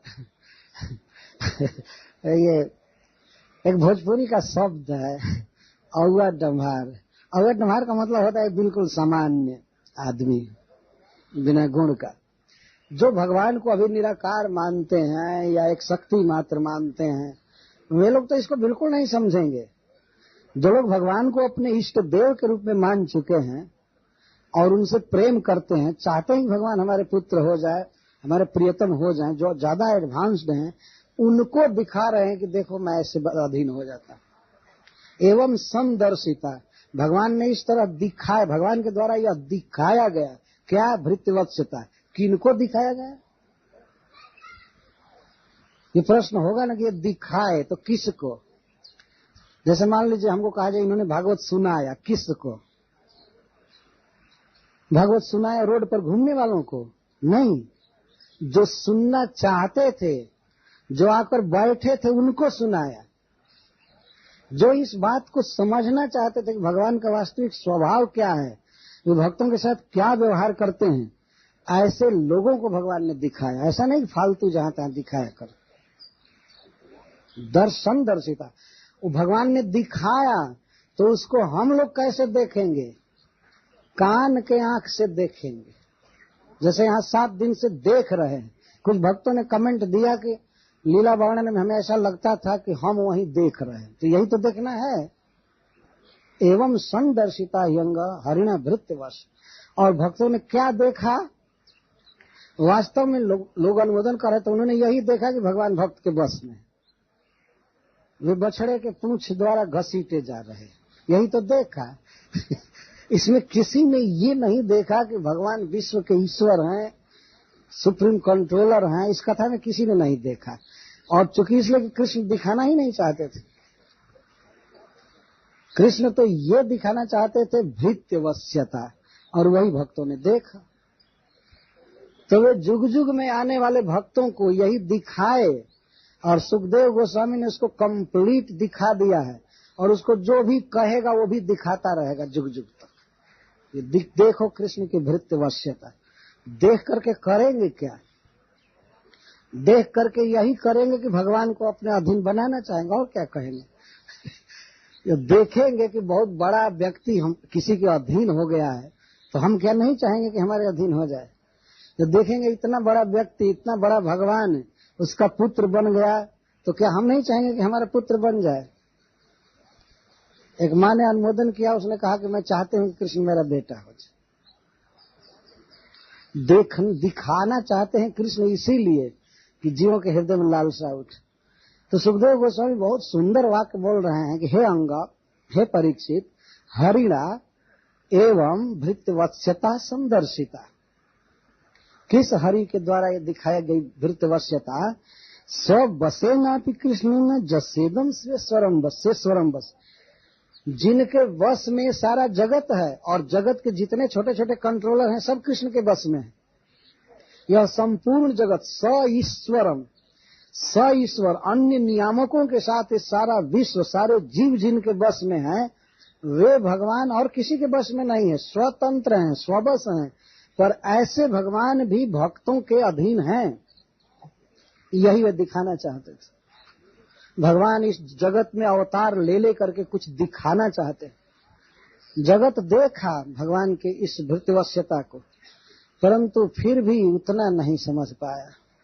तब वे चैतन्य महाप्रभु के रूप में आए बताने के लिए, और कहे भागवत पढ़ो, भागवत पढ़ो। 2 भागवत हैं, एक भक्त भागवत, ग्रंथ भागवत। भागवत प्रमाण है। बारंबार भगवान इसको दिखाए तो भगवान वेदव्यास देव ने इस दर्शन को रिकॉर्ड किया और रख लिया इस भागवत में। ये कैसेट है, वास्तव में वीडियो कैसेट। ऐसे ऑडियो है ऑडियो भी है, लेकिन अगर ध्यान से सुन लीजिए तो वीडियो का काम करेगा। अथवा वीडियो कैमरा पर लगा दिया जाए तो वीडियो कैसेट है, और ऑडियो पर लगाया जाए तो ऑडियो है, और नहीं बिल्कुल खराब कैमरे में लगा दिया जाए तो निराकार, कुछ समझेंगे ही। कभी कभी ऐसे कैसेट लगाते हैं कहीं कहीं वीडियो भी, कुछ भी नहीं आता है, कुछ न कुछ खराबी रहती है। तो जिनको भक्ति नहीं है शुरू से, वे लोग भागवत नहीं समझ पाएंगे। शुरू में ही निराकार की धारणा कर लिए हैं, तो ये वीडियो चालू करेंगे तब भी केवल झिलमिल झिलमिल कुछ समझ में आएगा, कोई रूप नहीं आएगा। ये समझना चाहिए। तो ईश्वर के हृदय में, भगवान के हृदय में कुछ लालसा है। लालसा उनकी यही है कि जैसे ब्रज के लोग, जैसे माँ जसोदा, उनके सखा और उनकी प्रियाएं गोपीजन कृष्ण से जैसा प्रेम कर रही हैं, वैसे ही सब लोग करें। इसी के लिए वो दिखा रहे संदर्शिता। ईश्वर इस लीला को दिखाया। नीमं विरिंच न भवो न श्रीरप्यंग संश्रया प्रसादम लेभिरे गोपी जत्तत् प्राप विमुक्तिदात। यह कथा कहते समय सुखदेव गोस्वामी को रोमांच हो गया, और उस समय गोपी जसोदा के सौभाग्य की भूरी भूरी प्रशंसा करते हुए वे याद रख रहे हैं कि संसार में जितने बड़े बड़े लोग हैं उनमें सबसे श्रेष्ठ है तीन, ब्रह्मा जी, भगवान शिव और श्री जी, लक्ष्मी जी। सबसे अधिक निकटतम इनका व्यवहार भगवान के साथ है इस प्राकृत जगत में। और प्राकृत दृष्टि से, बाह्य दृष्टि से देखा जाए तो सबसे बड़े हैं। जैसे ब्रह्मा जी समस्त जगत के गुरु हैं, जगत के ही गुरु नहीं है, समस्त भक्तों के गुरु हैं ब्रह्मा जी। और समस्त वैष्णवों में के शिरोमणि हैं शिव जी। और लक्ष्मी जी, लक्ष्मी जी का तो कहना ही, वो तो अंग संश्रया, वो तो भगवान के वक्षस्थल की निवासिनी है। उनसे निकट कोई क्या हो सकता है। लेकिन भगवान के वक्षस्थल पर रहने वाली हैं, परंतु भगवान को अपने वक्षस्थल पर रखने वाली यशोदा के भाग्य के साथ इनके भाग्य की तुलना नहीं की जा सकती। न 3 बार लगा रहे हैं, न दिरिंच न भव न श्री अपि अंग संश्रया। अभी अंग संश्रया है, भगवान के अंग का आश्रय ली है, वो भी अंग पर, वक्षस्थल पर, कलेजे के पास रहती है, फिर भी इस प्रसाद को उसने नहीं पाया। प्रसाद का यहाँ क्या अर्थ है? यहाँ प्रसाद का अर्थ है यह दिव्य सुख। भगवान ने जो ये दिव्य सुख इस गोपी को दिया, यह सुख ब्रह्मा जी नहीं पाए। और न भव न श्री, न भगवान अपने पुत्र को ये सुख दिए, और न तो अपने स्वरूप शिव जी को दिए, और न तो अपनी पत्नी को दिए। और इस संसार में सबसे निकटतम तो यही लोग हैं, पुत्र और स्त्री, और कोई अपना बिल्कुल मित्र या स्वरूप कहीं। तो शिव जी भगवान के स्वरूप हैं, वे भी नहीं पाए। यह सुख मिला, वही रात दिन भगवान का भजन करते रहते हैं, भगवान की कथा में रहते हैं, सब रहते हैं, लेकिन जो सुख गोपी ने पाया, वो कृष्ण को दूध पिलाने का, डांटने का, चुमने का, और कुछ भी करने का, भगवान मानो उसके हाथ के खिलौना है, चाहे जो कुछ भी करे। यह जो सुख दिया यशोदा को भगवान ने, यह सुख है दिरिंच न आप, भव न आप, और श्री न आप। किससे सुख मिला यशोदा को, किससे आनंद मिला? विमुक्तिदात। और जगह पर भगवान मुक्तिद हैं, मुक्ति भर देते हैं। ये ब्रज के भगवान विमुक्तिद हैं, विशेष मुक्ति देते हैं। विशेष मुक्ति का अर्थ है कि अपने भक्तों को अपना पार्षद बना लेते हैं, और पार्षद भी कि अपनी माँ बना लेते हैं, अपना सखा बना लेते हैं, और अपनी प्रिया बना लेते हैं। इसको विमुक्ति कहते हैं, विशेष मुक्ति। धन्य है माँ यशोदा कि मुक्ति देने वाला माँ यशोदा के द्वारा बंधन में आकर के मुक्ति के लिए रो रहा है। एक भक्त ने लिखा है, तो धन्य है माँ यशोदा को कि मुकुंद को, मुक्ति दाता को ऐसे बांध दिया कि वो रो रहा था और कोई मुक्त करने वाला नहीं था। नंद महाराज आकर मुक्त किए, बाद में वो भी वृक्षों के गिरने के बाद मुक्त करेंगे, और वृक्ष नहीं गिरे होते तो अभी कई घंटा और लग जाता है मुकुंद को मुक्ति पाने में। तो जो दूसरे को मुक्त करता है वही बंधन में पड़ गया है। गोस्वामी तुलसीदास जी ने लिखा है विनय पत्रिका में, जिन बांध्यो सुर असुर नागमुनि, प्रबल कर्म की डोरी, सोई अविच्छिन्न ब्रह्म जसुमति, हठी बांध्यो सकत न छोरी। जिन्होंने कर्म की डोरी से, रस्सी से देवता, दानव, चर सबको बांध करके रखा है, उनको ही माँ यशोदा ने बलात् बांध दिया। और क्या हिम्मत कि कृष्ण अपने से उसको खोल ले। अपने से नहीं खोल सकते थे, इतना भय था, तो अगर खोल लेते तो फिर पीटे भी जाते और कड़ा बंधन लग जाते, खोल नहीं सकते थे। भगवान इस तरफ बंधे हैं, खोल नहीं सकते थे, लेकिन चूंकि भगवान है इसलिए और कुछ लीला करना चाहते थे, तो उखल को ही घसीटना, धीरे धीरे काम चालू कर। वो भी जब उन्होंने देखा कि मातरी गृहकृत्य सुव्यग्रायाम, जब देखे कि घर के काम धंधा में लग गई है, तब घूमने का साहस हुआ। बांधी थी और बांध करके खड़ी थी जब तक, तब तक टस से मस नहीं हो सकते थे, हिलना नहीं है। ऐसे ही रहो। लेकिन जब उन्होंने देखा कि अब घर के काम धंधा में फंस गई है, तब फिर बकैया चलना चालू की, और चले तो अब उखल भी चला पीछे पीछे, उखल चला तो उखल तिरछा होकर फंस गया जमलार्जुन में। भगवान ने देखा कि ये जो दो वृक्ष हैं ये हमारे भक्त के पुत्र हैं कुबेर जी के, और नारद जी ने इन पर कृपा की है, ब्रज में जन्म दिया है, तो अपने भक्त की बात को सत्य करना चाहिए, उद्धार करना चाहते थे। ऐसे कथा बाकी है, मैं दोपहर के बाद पूरा करूंगा, ये मत समझिए कथा पूरी हो रही। तो पिछले श्लोक को मैं अभी फिर से लूंगा, लेकिन थोड़ा अवसर पाकर कह रहा हूं। जो उखल अटक गया जमलार्जुन के बीच में, उद्धार करने की सोचे, भगवान ने इच्छा किया कि जमलार्जुन का उद्धार करना चाहिए। तो हरिश्वरी जी कहते हैं कि देखो भगवान का महान विचार, स्वयं बंधन में है लेकिन दूसरे के हित के विषय में सोचने लगे, दूसरे का बंधन खोलना चाहते हैं। वो शरीर बंधन में है, वृक्ष बन गए हैं जो नलकुबर और मणिग्रीव, तो उनका बंधन खोलने की सोच। तो महान पुरुष का स्वभाव होता है कि अपने बंधन पर विचार नहीं करता है, वो दूसरे का बंधन खोलने में पड़ा रहता है। तो अपने बंधे हैं लेकिन बंधन खोलने चले। तो भगवान तो पार कर गए संकीर्ण वृक्षों के बीच से। हरिसूरी जी कहते हैं कि भगवान ने वृक्षों के अंतः में प्रवेश किया। जब तक भगवान भीतर नहीं आएंगे उद्धार नहीं हो सकता है। भगवान भीतर आ रहे, हृदय में आ रहे वृक्षों के, अंतः में आने पर क्यों नहीं उद्धार हो जाएगा। भगवान का तो नाम केवल जिह्वा से टच कर जाए तो उद्धार हो जाता है, फिर जिसके हृदय में साक्षात भगवान आ जाए उसका उद्धार क्यों नहीं होगा। अच्छा, उखल तिरछा अटक गया, कुछ दूर तो भगवान का अनुगमन किया। तो हरिसूरी जी कहते हैं कि जो खल व्यक्ति है भले कुछ समय भगवान की भक्ति करे लेकिन उसका स्वभाव छूटता नहीं। जब भगवान पार किए तो इसको भी चाहिए था कि पार करो, लेकिन ये अपना स्वभाव दिखाया, अड़ गया, ये अटक गया, ये नहीं जा रहा था। उखल ने उद्धार कर दिया जमलार्जुन वृक्षों का। हरिसूरी जी इस पर कहते हैं कि जो भगवान के पीछे पीछे चलेगा वो क्यों नहीं दूसरे का उद्धार कर देगा। ये चल रहे थे बकैया, तो ये भी उनका अनुगमन किया, उनका शिष्य बना, पीछे पीछे चल रहा था। जो भगवान का दास होगा वो जगत का उद्धार करने में समर्थ हो जाएगा। दो वृक्ष किस गिनती में, जड़ का भी उद्धार कर सकता है भगवान का अनुगमन करने वाला। भगवान को फॉलो करना चाहिए।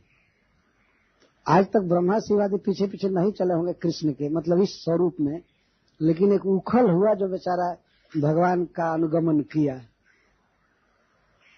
महाजनो जन गतः सपंथ, वही पीछे पीछे चल रहा, तो क्यों नहीं उद्धार कर सकता है।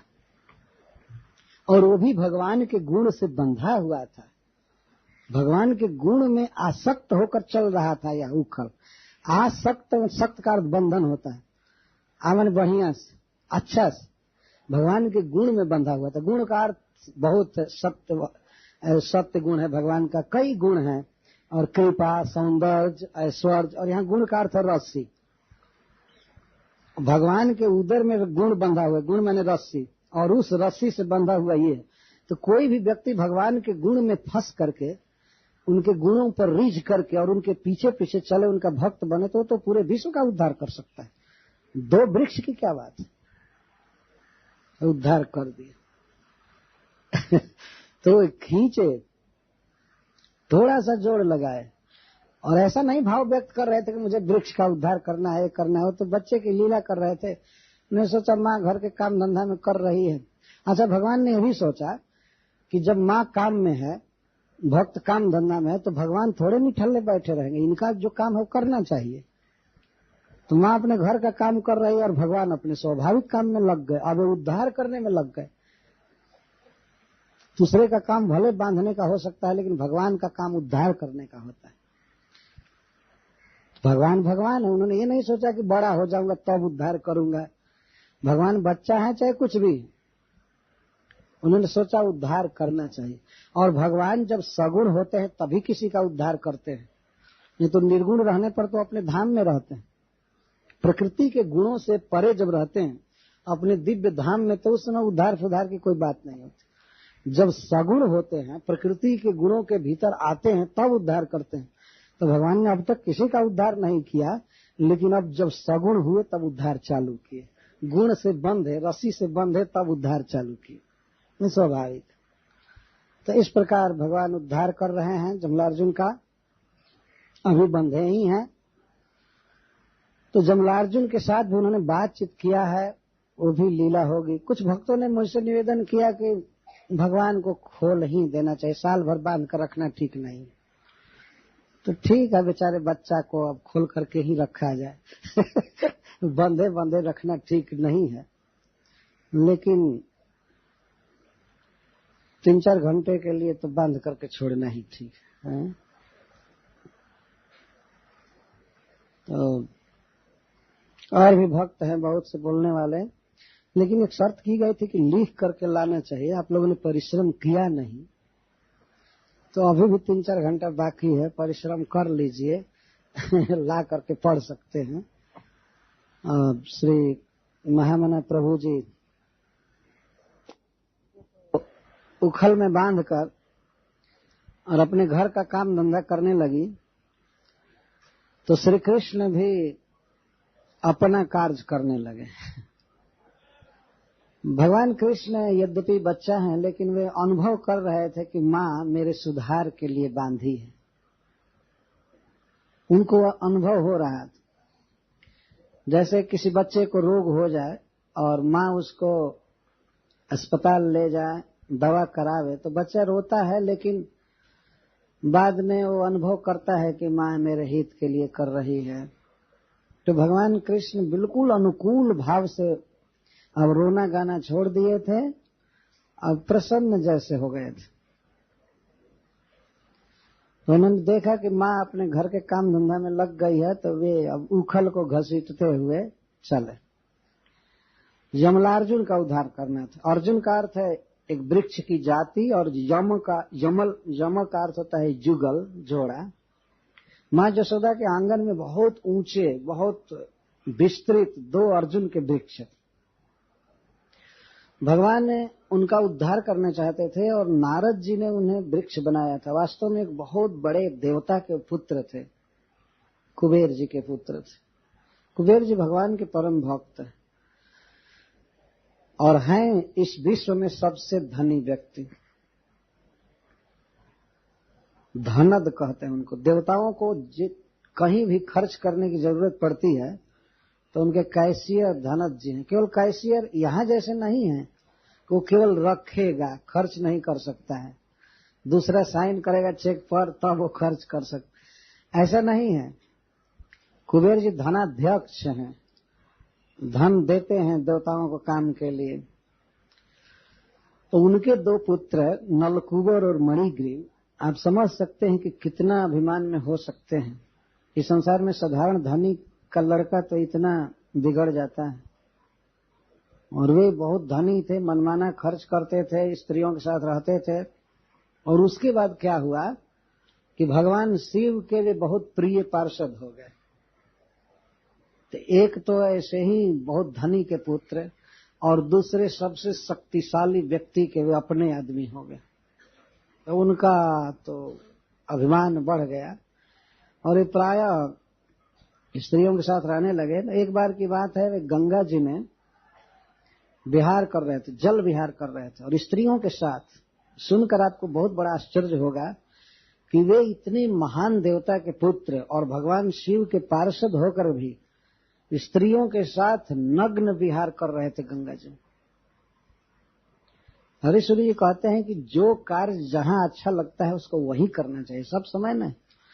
एक तो तीर्थ में थे गंगा जी में, दूसरे कैलाश में, कैलाश के उपवन में, वहां देवलोक में स्त्रियां भी नग्न और वो भी नग्न। इतना उन्माद में व्यक्ति को नहीं होना चाहिए। भूल गए थे। तो अकस्मात नारद मुनि उधर से आए घूमते घाम, जदृच्छया शब्द का प्रयोग है। तो नारद जी ने देखा, तो नारद जी को दूर से ही देख करके स्त्रियां तो झटपट अपना अपना वस्त्र पहन ली। ये जानती थी कि बहुत शक्तिशाली ऋषि है, अगर थोड़ा भी इसका चित्त दुखित हुआ तो साप देकर भस्म कर देगा। साधुओं से पहले लोग बहुत डरते थे, अब तो सब साधु झूठ बोलने लगे, इसीलिए साप देने की शक्ति रही नहीं। तो कितना भी हाथ पैर पीटे लेकिन और कुछ किसी का कुछ होता नहीं है। लेकिन पहले के साधुओं से लोग बहुत डरते थे गलत काम से। तो स्त्रियों ने झटपट अपना वस्त्र पहन लिया, लेकिन इन दोनों के मन में यह बात आई, ये साधु की गलती देखो, ये सोचा नहीं कि कहाँ घूमना चाहिए, इधर आने की क्या जरूरत थी इसको। उन लोगों के मन में ये विचार आया, इन साधुओं के कारण हम लोग सुख से रह भी नहीं सकते। बताइए, वीणा पर कुछ बकता हुआ इधर आ गया, उनके मन में बात आई, कहे नहीं नारद जी से, उनके मन में आया कि हम नहीं वस्त्र पहनेंगे और देखते हैं क्या कर लेता है। और जैसे वे नंग धड़ंग खड़े थे नारद जी के सामने खड़े रहे। नारद जी ने देखा और समझ गए। नारद जी का बहुत बड़ा प्रवचन है। नारद जी मन ही मन कहते हैं कि इस संसार में यदि व्यक्ति को दूषित करने वाला कोई कारण है तो वह कारण है धन। धन से ही मनुष्य नष्ट होता है। आवश्यकता से अधिक धन यदि शुभ कार्य में न खर्च किया जाए तो वह निश्चित पतन की ओर ले जाता है, क्योंकि जहां धन है वहीं पर शराब मिल सकती है, मदिरा खरीदा जाता है, और स्त्रियों को लोग अपने वश में करते हैं धन द्वारा, और जुआ खेलते, मांस खाते, स्त्री द्यूत मासव, शराब पीते हैं, जुआ खेलते हैं और स्त्री लंपट होते हैं। तो कुबेर जी के यहाँ धन की कोई कमी नहीं थी, जहाँ धन है अपने आप आ जाते हैं। पशु हिंसा भी धनी लोग ज्यादा करते हैं। इस शरीर को अजर अमर बनाने के लिए मांस खाते हैं, पशु हत्या करते हैं। नारद जी बहुत बहुत बातें कहे हैं, यहाँ पर समय नहीं कि मैं उन सबको कह सकूं, लेकिन अंत में उन्होंने कृपा करके साप दिया नलकुबर और मणिग्रीव को कि इस जन्म में तो ये देवता हैं, भगवान शिव के पार्षद बने हुए, लेकिन अब इन्हें ब्रज में जन्म लेना पड़ेगा। लेकिन वृक्ष जो नहीं दिया नारद जी, उन्होंने कह दिया कि तुम लोग वृक्ष हो जाओ, झाड़ हो जाओ, जैसे वृक्ष की तरह खड़े हो वैसे वृक्ष बन करके सचमुच के खड़े रहो। लेकिन नारद जी परम कृपामय हैं, भगवान के प्रतिनिधि हैं। तो नारद जी ने शाप दिया तो नलकुबर का जन्म कहाँ हुआ? महावन में, और वह भी कहाँ? नंद बाबा के आंगन में। आंगन कहते हैं और स्त्री को आंगना कहते हैं। तो हरीश्वरी जी लिखे हैं कि जैसी जिसकी वासना होती है अगला जन्म भी वैसे ही होता है। अंगना में आसक्त थे इसीलिए आंगन में आ गए अंगना में आ गए वो बहुत बहुत मजाक करते हैं। तो आंगन में जन्म हो गया। तो पहला एक कृपा है नारद जी की, ये नहीं समझना चाहिए कि वो क्रोध में हो गए थे। महाराज परीक्षित ने पूछा है कि नलकुबर और मणिग्रीव ने क्या पाप किया था कि देवर्षि के मन में भी तमह आ गया, ये क्रोध तमोगुण ये कैसे आ गया? तब सुखदेव गोस्वामी कहते हैं वो तमह समह नहीं था, वह तो विशुद्ध सत्वमय हृदय से कृपा की तरंग थी कि कैलाश से हटा करके ब्रज में जन्म दिया गया। जिस ब्रज में ब्रह्मा जी तृण बनना चाहते हैं, पेड़ बनना चाहते हैं, वहां पर अपने आप नलकुबर और मणिग्रीव को जन्म मिला। वो भी तृण आदि नहीं, वृक्ष। तृण की अपेक्षा वृक्ष श्रेष्ठ होता है। और वो भी मां यशोदा के आंगन में, जहां श्री कृष्ण खेलेंगे, जन्म लेंगे। तो सौभाग्य उनको मिला, नारद जी की कृपा से वृक्ष जोनी में आ गए। और भगवान कृष्ण ऐसे तो रोज खेलते थे, लुका छिपी का खेल खेलते थे बच्चों के साथ। तो जमलार्जुन वृक्षों की ओट में छिपते थे, प्राय कई बार आलिंगन किए थे उनको, उनके आसपास। हरीश्वरी जी कहते हैं कि अरे भाई, जिसकी जो आदत होती है वो जाती नहीं है। भगवान देख रहे हैं कि हम अर्जुन नामक व्यक्ति से प्रेम करेंगे तो अभी से अभ्यास चालू कर दिए वो तो एक अर्जुन कुरुक्षेत्र में मिलेंगे, हस्तिनापुर में दो दो अर्जुन यहाँ पर हैं, तो अपने सखाओं के साथ खेल रहे थे। और उद्धार करने की भी इच्छा हुई तो हरीश्वरी जी कहते हैं कि भगवान ने सोचा कि हमारे मित्र का नाम है तो इस नाते से भी मैं इनका उद्धार करके ही रहूंगा। आगे चलकर पूर्व वंश में हमारा एक बहुत बड़ा मित्र होगा जिसका नाम होगा अर्जुन। तो भगवान के लिए भूत भविष्य का भेद नहीं होता है, उनके लिए सब वर्तमान जैसा है। तो इसलिए उन्होंने उद्धार कर दिया। और हरीश्वर जी एक अर्थ करते हैं कि अर्जुन पार्थ है और इनका जन्म अपार्थ है, ऐसा नहीं रहना चाहिए। अपार्थ मतलब अप अर्थ, अर्थ से अलग, निष्प्रयोजन इनका जन्म हो गया, वृक्ष जोनि में हो गए। तो हमारा मित्र होकर के और अपार्थ स्थिति हो, तो अर्जुन हो और अपार्थ स्थिति हो, ठीक नहीं, पार्थ स्थिति होनी चाहिए। ये उन्होंने सोचा। तो अपार्थ स्थिति जो उनकी थी, बेकार स्थिति थी, उसको दूर करना चाहते थे। अपार्थ का मतलब पृथा के संबंध से शून्य, यह भी एक अर्थ हुआ। तो अर्जुन हो और पृथा से संबंध उसका न हो, अपार्थ हो जाए, ठीक नहीं है। तो भगवान ने उनकी अपार्थ स्थिति को दूर करना चाहा। तो वृक्षों के बीच से वे गए और थोड़ा सा जोर लगाए नाम मात्र का, तब तक तो दोनों वृक्ष मूल से उकड़ कर धड़ धड़ धड़ धड़ धड़ धड़ गिर पड़े। बड़े जोर से आवाज हुई और जब भयंकर ध्वनि हुई तो जितने लोग ब्रज में काम कर रहे थे, इधर उधर वन में गाय चरा रहे थे, खेत पर काम कर रहे थे, सब दौड़े कि क्या हो गया, क्या हो गया। तो कुछ दूर से ही वे लोग देखे कि दोनों वृक्ष नहीं हैं, वो बहुत ऊंचे थे, बहुत दूर से दिखाई देते थे। यहाँ आए तो देखे कि वृक्ष गिर गए, हाय हाय करने लगे सब लोग, क्या हो गया, क्या हो गया। बिना आंधी के, बिना तूफान के दोनों वृक्ष कैसे गिर गए, अरे लाला कहाँ है, कृष्ण कहाँ है, कहाँ है। तो यहाँ आकर देखते हैं तो उसको बांधा गया।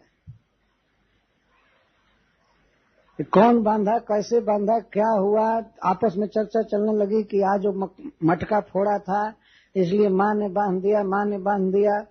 और वे लोग तो भगवान का नाम जपने लगे, भगवान को मनाने लगे, बहुत आशीर्वाद दिए नारायण को कि हे नारायण तुमने बच्चे को बचा लिया।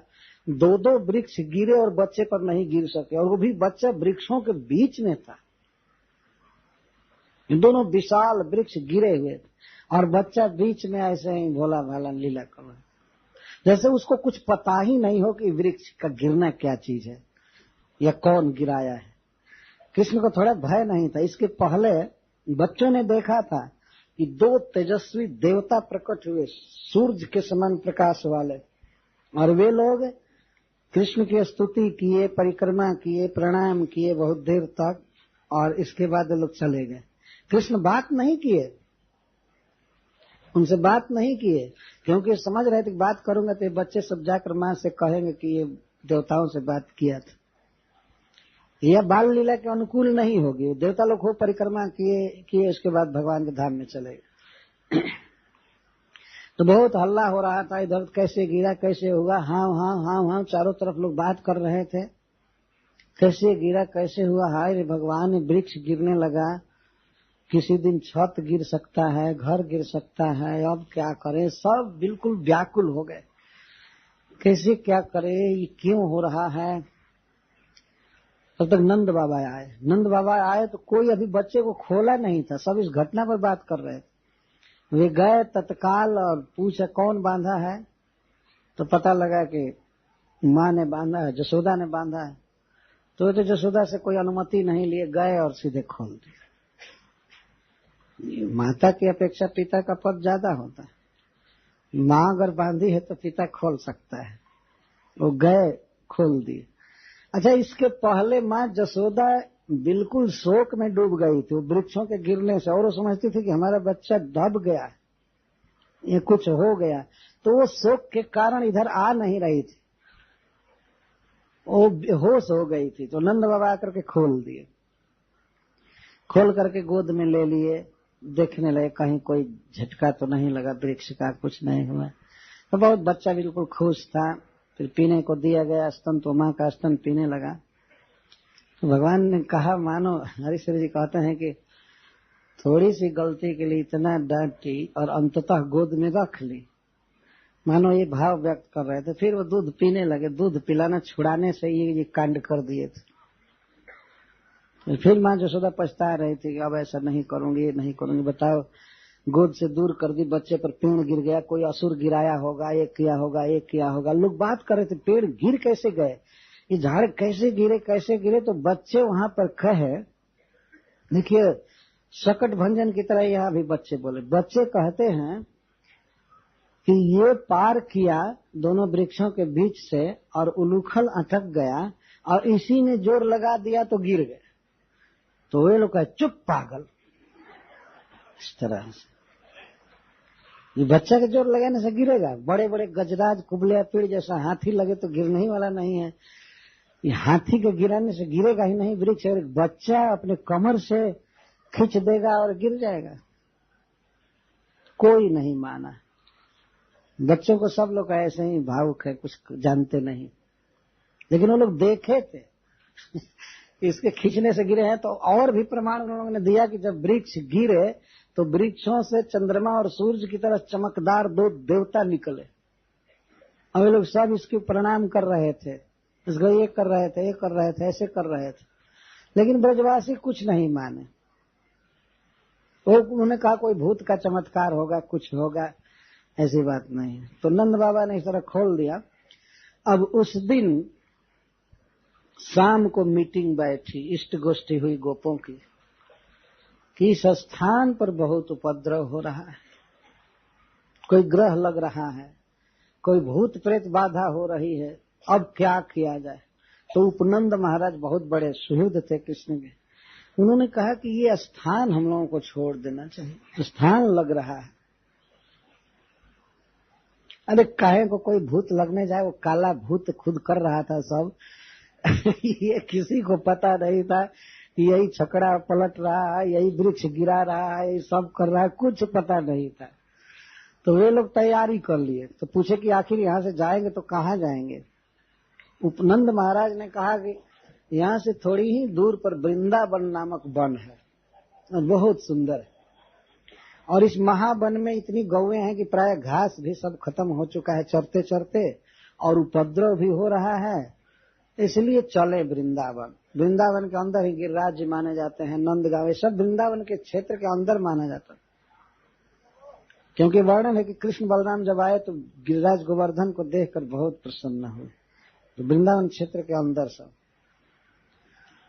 तो सब गोप लोग दूसरे दिन ही साज बाज करके सजा करके बैल गाड़ी छकड़ा सब भागे वहां से। पहले गौओं को भेज दिया गया, भाग करके वृंदावन आ गए। तो मैं यहां तक पहुंचाया, कृष्ण को मुक्त किया, तो कथा द्वारा मुक्त किया। मुक्त तो नंद बाबा किए कृष्ण मुक्त हो गए, सुख से रहने लगे, और महावन से भाग आए सब लोग। वृंदावन में जमुना जी के पुलिन को, गिरिराज गोवर्धन को और वृंदावन को देखकर कृष्ण राम को उत्तमा प्रीति हुई, बहुत बड़ी प्रसन्नता, बहुत बड़ा सुख मिला उन्हें, सुखदेव गोस्वामी कहते हैं। तो इस वृंदावन में भगवान की यह 7 दिवसीय कथा आज पूरी हो रही है। तो यह बहुत बड़ा